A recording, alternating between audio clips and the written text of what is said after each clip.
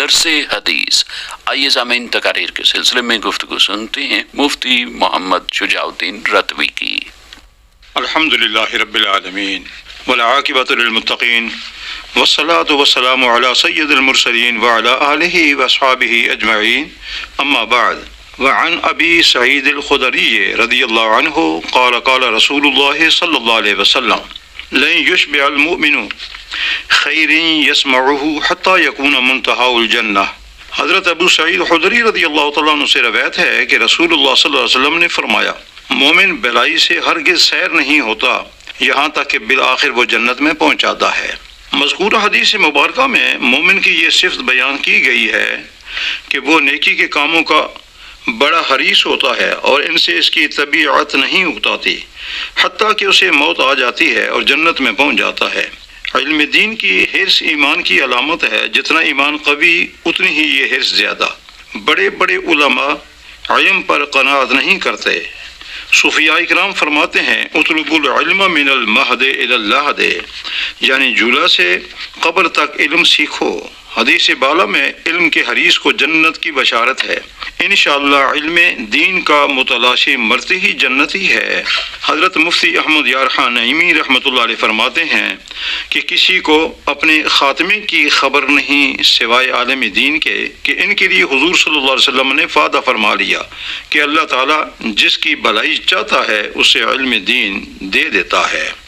آپ غور فرمائیں کہ رسول اللہ صلی اللہ علیہ وسلم اللہ تعالیٰ کے برگزیدہ بندے اور رسول ہیں، اس کے باوجود فرمایا کرتے تھے رب زدنی علما، اے اللہ میرے علم میں اضافہ فرما۔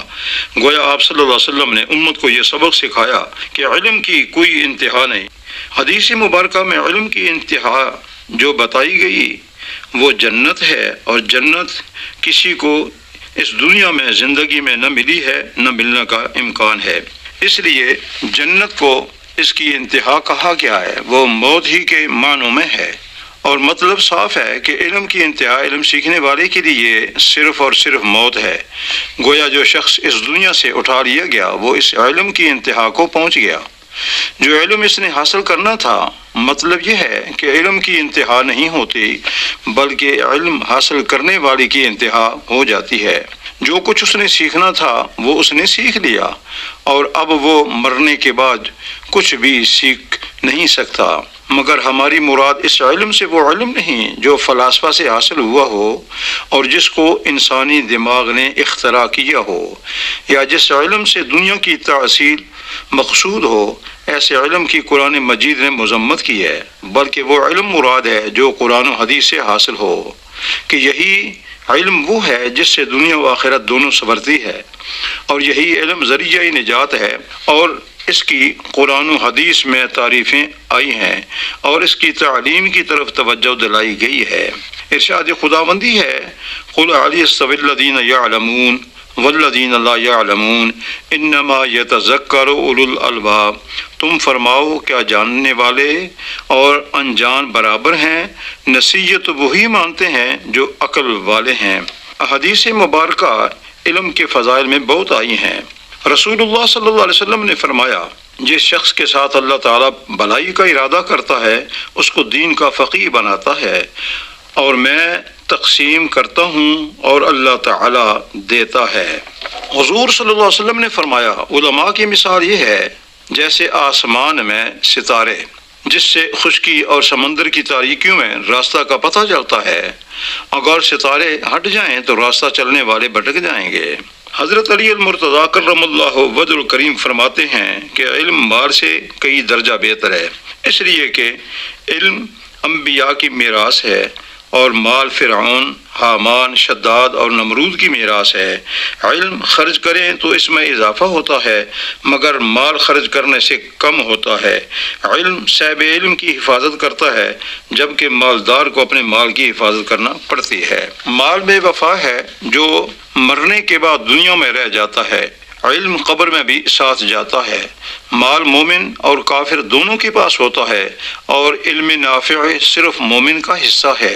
مالداروں کے سب لوگ محتاج نہیں ہوتے، صاحب علم کا ہر شخص محتاج ہوتا ہے۔ علم پرصراط پر سے گزرتے وقت سہارا دے گا، جبکہ مال موجب ضعف ہوگا۔ حاصل کلام یہ ہے کہ علم بڑی دولت ہے، صاحب علم ہی شیطان کی فریب کاریوں سے بفضل تعالی بچ سکتا ہے۔ دریاؤں میں مچھلیاں، سوراخوں میں چیونٹیاں اس کے لیے دعائے خیر کرتی ہیں، عرش و فرش والے اس کے لیے دعا گو ہوتے ہیں، فرشتے اس کی خیر مانگتے ہیں، عالم دین پر اللہ تعالی نظر رحمت فرماتا ہے، علماء کی مجلس جنت کے باغات ہیں، عالم دین کی زیارت باعث نجات ہے، طالب علم کے پاؤں تلے فرشتے پر بچھاتے ہیں۔ اور قرآن کریم کو سینے سے لگا لیں، حدیث مصطفیٰ صلی اللہ علیہ وسلم کا دامن پکڑ لیں، علم دین خود سیکھیں اور اپنے بچوں کو پڑھائیں۔ دعا ہے اللہ تعالیٰ کی بارگاہ عالیہ میں کہ وہ ہمیں علم دین پڑھنے، پڑھانے اور اس پر عمل کرنے کی توفیق نصیب فرمائے، آمین ثم آمین، وما علینا الا البلاغ المبین۔